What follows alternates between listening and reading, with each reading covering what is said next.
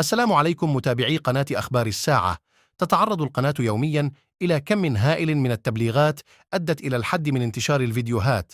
المرجو منكم دعم قناتكم التي تعنى أولاً وآخراً بالدفاع عن المغرب وتنوير الرأي العام بكل ما يتعلق به بخطوات بسيطة هي كالآتي: تسجيل الإعجاب بالفيديو، الاشتراك في القناة، وتفعيل التنبيهات، ثم التعليق على الفيديو، وشكراً.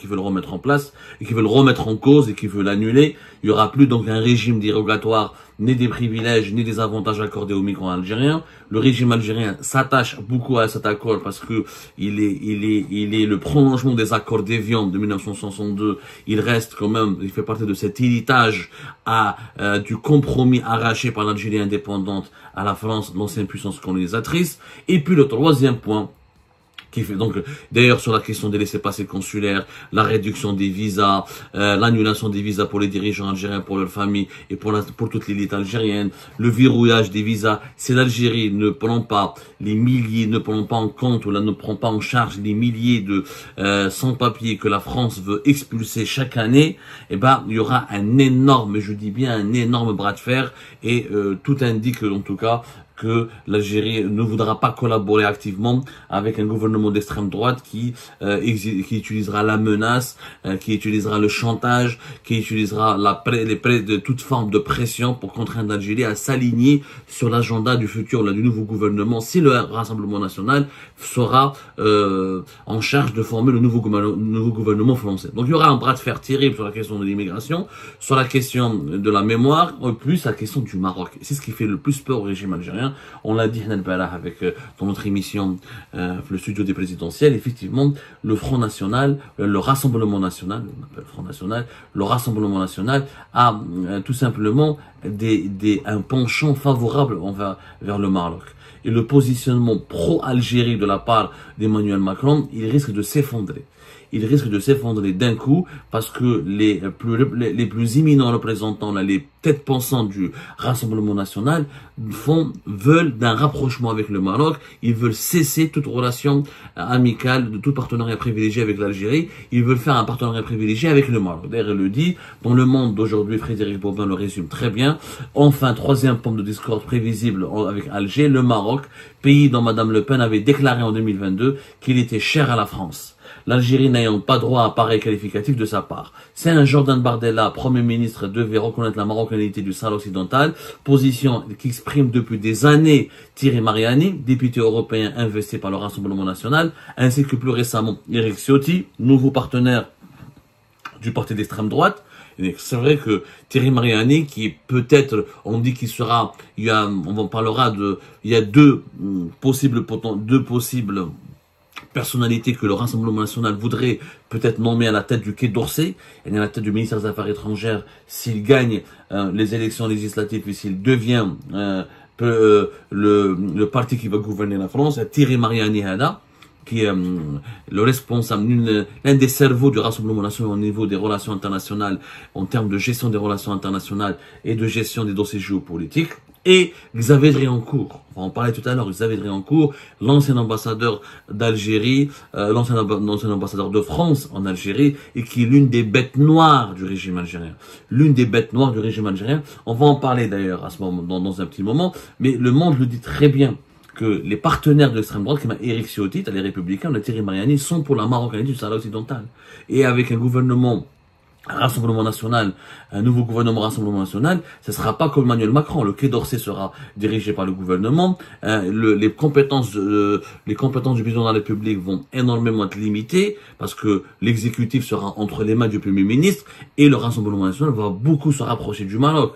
Va énormément se rapprocher du Maroc. Il y aura même une décrispation alors que la France avait connu une relation extrêmement froide et difficile avec le Maroc de 2021 à 2023 en raison notamment du rapprochement avec l'Algérie et d'une alliance que Emmanuel Macron a construite avec l'Algérie. Emmanuel Macron a misé sur l'Algérie. Il voulait un partenariat exceptionnel et fort avec l'Algérie parce qu'il estimait que les intérêts de la France étaient davantage avec l'Algérie, notamment à cause du Sahel et à cause des intérêts français au Sahel. Et finalement, ce partenariat franco algérien, on en a déjà parlé, a fait flop, c'était un gros flop, parce que l'Algérie n'a pas pu aider la France au Sahel. Elle-même, elle est en grosse difficulté au Sahel. Elle-même, elle a été éjectée par les nouveaux dirigeants du Mali et du Niger. Elle-même, elle a une influence qui est en train de baisser, qui est en train de se réduire significativement dans les pays du Sahel et même en Libye. Du coup, l'establishment français a beaucoup fait pression sur Macron pour que, dès l'arrivée de Gabriel Attal au pouvoir, et récemment vers la fin de l'année 2023 et depuis le début de l'année 2024, le système Macron change de position vis-à-vis du Maroc. Il y a eu un rapprochement. Il y a un rapprochement qui est en train de se mettre en place. Et ça ce rapprochement pourrait être renforcé. Je dis bien pourrait être renforcé avec l'arrivée du Rassemblement National.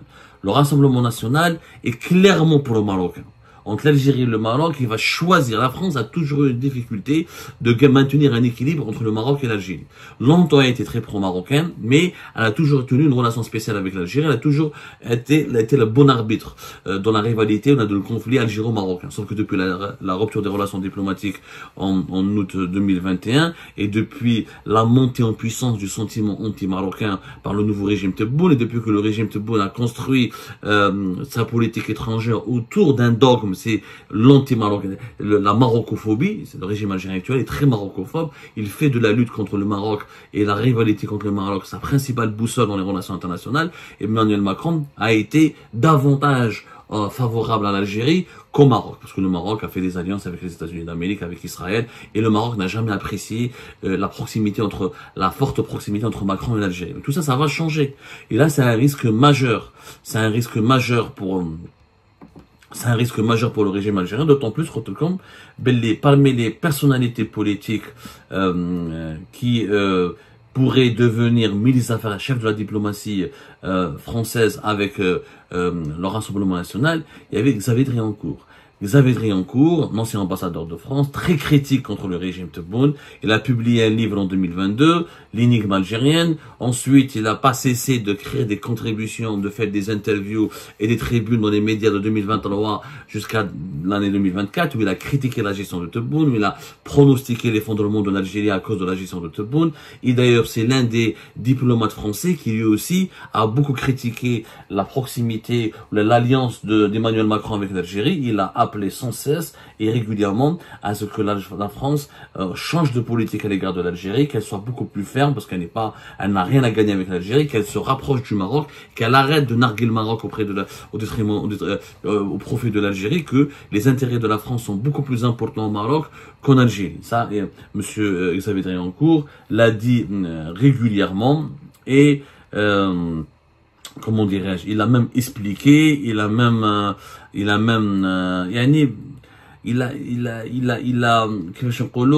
bien schématisé dans ses interventions. D'ailleurs, l'une des hantises du régime algérien, c'est que peut-être M. Driancourt pourrait devenir ministre des Affaires étrangères. Alors, Le Monde rapporte par exemple que M. Xavier Driancourt a rencontré Mme Le Pen une fois et Jordan Bardella à 2 reprises, et bien qu'ils démentent fermement leurs conseillers sur l'Algérie, son nom circule comme un possible futur ministre des Affaires étrangères d'un gouvernement Rassemblement National. On ne m'a encore rien proposé, il a répondu Xavier Driancourt au Monde.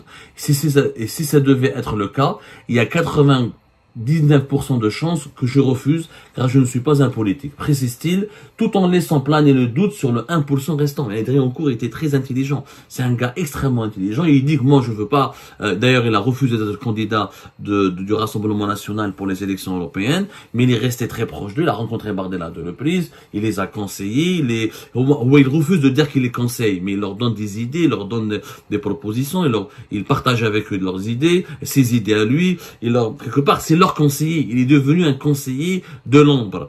Et si Driancourt devient ministre des Affaires étrangères, un bye-bye avec le régime algérien. Le régime Tebboune, l'un de ses pires cauchemars, c'est Xavier Driancourt, qui depuis 2022 jusqu'à 2024, Driancourt n'a pas cessé de critiquer, de remettre en cause la légitimité du régime Tebboune, de l'attaquer, de pointer du doigt son efficacité et de noircir son image.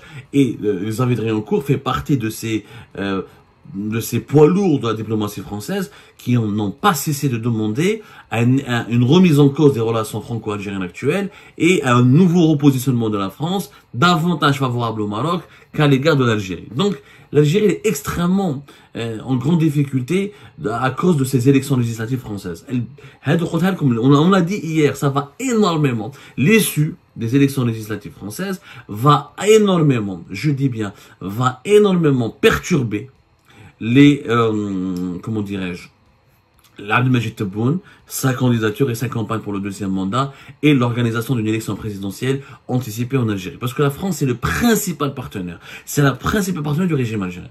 De toutes les grandes puissances universelles, la France, membre permanent du Conseil de sécurité, puissance nucléaire, l'un des poids lourds de l'Union européenne et de l'Occident, c'est la seule puissance universelle qui est proche et qui parle avec le régime algérien. Emmanuel Macron a été le seul représentant d'une grande puissance universelle qui est venu en Algérie, qui a fait une grande visite d'État, qui a signé un document d'un partenariat renouvelé ou d'un partenariat stratégique. Les autres pays, comme la Turquie, c'est une puissance régionale, mais ce n'est pas une puissance universelle. Ce n'est pas une puissance nucléaire, ce n'est pas un membre permanent du Conseil de sécurité, ce n'est pas encore une fois la Turquie, même si elle est une puissance qui monte, mais ce n'est pas l'équivalent de l'Allemagne, ce n'est pas l'équivalent des États-Unis. Donc la Turquie, son influence reste limitée. Elle est importante dans la région, mais elle n'est pas aussi prestigieuse, elle n'est pas aussi impactante, elle n'est pas aussi percutante au niveau du système des relations internationales, du système dans l'ordre mondial, dans l'ordre géopolitique mondial. La Turquie n'est pas aussi puissante que la France. Donc le régime Tebboune a besoin d'un rapport apaisé avec la France, d'un soutien de la part de la France pour qu'il puisse se maintenir au pouvoir et garantir sa propre pérennité. D'ailleurs, vous avez l'Algérie, cette année 2024, ils sont liés par leur destin politique, parce qu'en Algérie, nous avons une élection présidentielle anticipée le 7 septembre prochain, et en France, nous avons des élections législatives anticipées, avec un premier tour demain le 30 juin 2024, et un deuxième tour le 7 juillet 2024. Les élections législatives anticipées en France concernent directement l'Algérie, comme on l'a dit hier dans un débat que nous avons animé dans notre nouvelle émission, le studio des présidentielles algériennes. L'actualité politique française perturbe les dirigeants algériens parce que les intérêts entre les deux pays sont immenses sur le plan économique, sur le plan politique, sur le plan socio-culturel, sur le plan mémoriel. La France et l'Algérie, c'est des relations assez spécifiques. Sur le plan économique, la France, encore une fois, parmi les 3 fournisseurs importants de l'Algérie. Sur le plan, elle est aussi parmi les 3 et 4 clients les plus importants de l'Algérie. Sur le plan humain, la plus importante communauté algérienne à l'étranger, elle est en France. La langue, l'histoire, la mémoire, à cause de la colonisation et du passé du colonialisme français en Algérie. Et sur le plan politique, les dirigeants algériens trouvent toujours à Paris ou un point de refuge, ou un abri, ou des appuis, ou des alliances qu'ils tissent. Et la France est la puissance occidentale, la première puissance universelle qui connaît le mieux l'Algérie et qui a le plus grand, qui a les liens les plus approfondis avec les dirigeants algériens. Parce que elle gère avec l'Algérie des dossiers d'intérêt commun qui sont sur le plan géopolitique, sécuritaire ou là économique ou là même humain en raison de la présence démographique importante de la communauté algérienne en France.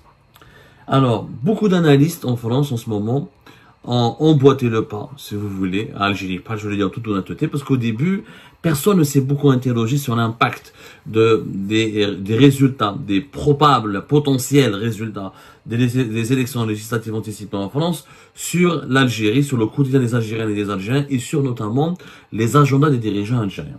Ces derniers temps, 2 analyses en sont apparues et elles résument parfaitement, je dis bien des analyses brillantes et perspicaces qui résument parfaitement les enjeux les enjeux du côté de l'Algérie, du côté du régime algérien de ces élections législatives anticipées dont le premier tour sera demain. Et dès demain le 30 juin, on saura à 20h quel est le parti, quelle est la force politique qui commence ou là qui pourrait arriver au pouvoir le 7 juillet, parce que dès le premier tour, nous avons les 3 ou les 4 premières forces politiques qui devront se dégager ou là du paysage politique français. Ensuite, le deuxième tour permet de trancher et de comprendre qui va remporter la majorité absolue au Parlement français, et celui qui remportera la majorité absolue au Parlement français gagnera le poste de Premier ministre et cohabitera donc avec le président de la République Emmanuel Macron.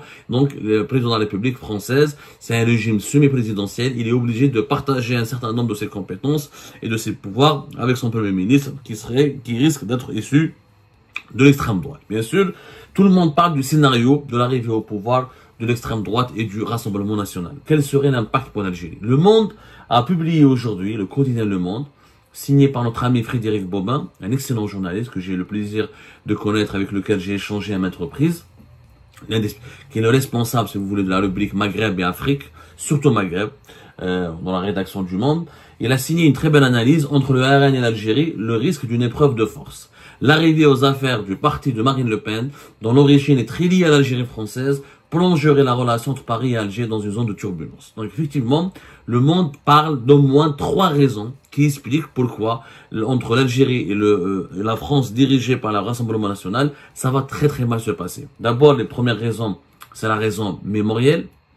Le Rassemblement national, dans ses racines, il a été créé et fondé par des nostalgiques de l'Algérie française, par des anciens cadres de l'organisation de l'armée secrète, la fameuse OS, organisation terroriste qui a tué une centaine de personnes lors de notre guerre de l'indépendance. Il y a effectivement dans le Rassemblement national, son ancêtre le Front national, il y a dans son ADN des traces de l'Algérie française. Alors d'ailleurs, effectivement, plusieurs experts cités par Le Monde disent qu'effectivement un pouvoir arien à Paris empoisonnera la relation avec l'Algérie. La détérioration sera durable car la poussée de l'extrême droite en France ou en Europe est une vague de fond. Donc on s'attend à une détérioration, surtout que pourquoi le Rassemblement national ne veut pas parler d'excuses de la France pour ces crimes coloniaux, ne reconnaît pas les effets négatifs et les effets désastreux de la colonisation française en Algérie. Au contraire, il estime que la colonisation française elle a eu des effets même positifs, et que les descendants, que le FLN a tué des civils français, que les moudjahidines algériens peuvent même être assimilés à des terroristes, que la France s'est battue en Algérie, c'était une guerre légitime, et que son occupation de l'Algérie n'est pas un crime contre l'humanité, que le colonialisme, en fait, ils ont une vision positive du colonialisme, ils défendent les harkis, ils défendent les pieds noirs, et pour eux, le FLN a tué autant les Français que l'armée française a tué d'Algériens, donc ils sont dans un discours qui est loin de la repentance, loin de la reconnaissance historique. Donc il faut pas s'attendre, si le Front national, si le Rassemblement national arrive au pouvoir à Matignon, mais aussi du Premier ministre, le siège du Premier ministère ici à Paris, il n'y aura pas de restitution des objets historiques volés par la France, volés par le colonialisme français à l'Algérie. Il n'y aura pas de reconnaissance des méfaits et des crimes commis par le colonialisme. Toutes les démarches accomplies par Emmanuel Macron en faveur de ce qu'on appelle de la décrispation mémorielle et des gestes de rapprochement vis-à-vis de la mémoire du peuple algérien pour reconnaître les atrocités de la colonisation française, toutes ces démarches seront annulées, totalement annulées. Et ils le disent d'ailleurs, ils le disent, les patrons pour le RN, il n'y a pas du tout, il y aura jamais de repentance. Par exemple, en 2012, par exemple, Madame Marine Le Pen avait dénoncé des gestes, non, c'est en 2021, elle avait dénoncé les gestes amicaux d'Emmanuel Macron à l'égard de l'Algérie lorsqu'il voulait reconnaître un petit peu ou faire des gestes mémoriaux, créer une commission dans l'accord de 2022, le partenariat privilégié, le partenariat renouvelé entre Alger et Paris. Ils ont créé une commission d'historiens entre les historiens algériens et français pour mettre en place des mécanismes de reconnaissance historique des méfaits de la colonisation. Sur ce chapitre-là, déjà il y aura une guerre, une guerre vraiment diplomatique entre Alger et Paris. La gestion des flux migratoires, l'accord de 68, le Front national a déclaré d'ores et déjà